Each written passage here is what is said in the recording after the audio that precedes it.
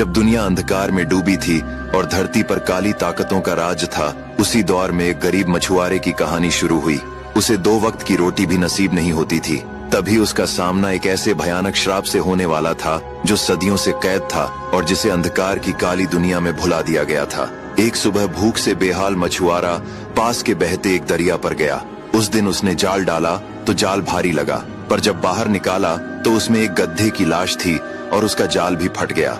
दूसरी बार जाल डाला तो केवल मिट्टी और कीचड़ निकला। तीसरी बार में कंकड़, पत्थर और फलों की गुठलियां मिली। वह निराश होकर रोने लगा। उसने आसमान की ओर नजर उठाई और विनती की, ऐ परवरदिगार, आज 3 बार कोशिश कर चुका हूँ पर कुछ हाथ नहीं आया।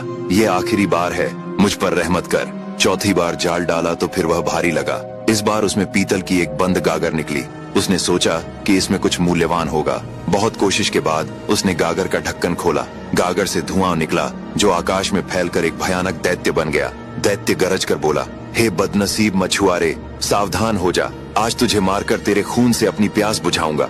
इतना सुनकर मछुआरा घबरा कर बोला, तुम कौन हो और मैंने ऐसा क्या गुनाह किया है जो तुम मुझे मारना चाहते हो? दैत्य ने कहा, अब ध्यान से सुन, मैं जिन्हों का सरदार था। एक बार मैंने अपने मालिक से बगावत कर दी थी। इससे नाराज होकर उन्होंने मुझे इस गागर में कैद कर दिया। कई सालों तक मैं रोता रहा और ऊपर वाले से रहम की भीख मांगता रहा कि किसी तरह आजाद हो जाऊं। मैंने प्रतिज्ञा की थी कि जो मुझे आजाद करेगा उसे पहले मैं धन दूंगा, फिर खजाने और फिर राजपाट दूंगा। पर जब 10,000 साल बीत गए और कोई नहीं आया तो मैंने क्रोध में ठान लिया कि अब जो भी मुझे इस गागर से निकालेगा उसे मैं अपने हाथों से मारकर उसका खून पी जाऊंगा। मछुआरा घबरा गया और बोला, मैंने तुम्हें मुक्त किया और तुम मुझे ही मारना चाहते हो? दैत्य बोला, हाँ, पर तुझे यह चुनने का अधिकार है कि तू कैसे मरना चाहता है। मैं तेरी यह इच्छा जरूर पूरी करूंगा। यह सुनकर मछुआरा भय और आश्चर्य से रोने लगा।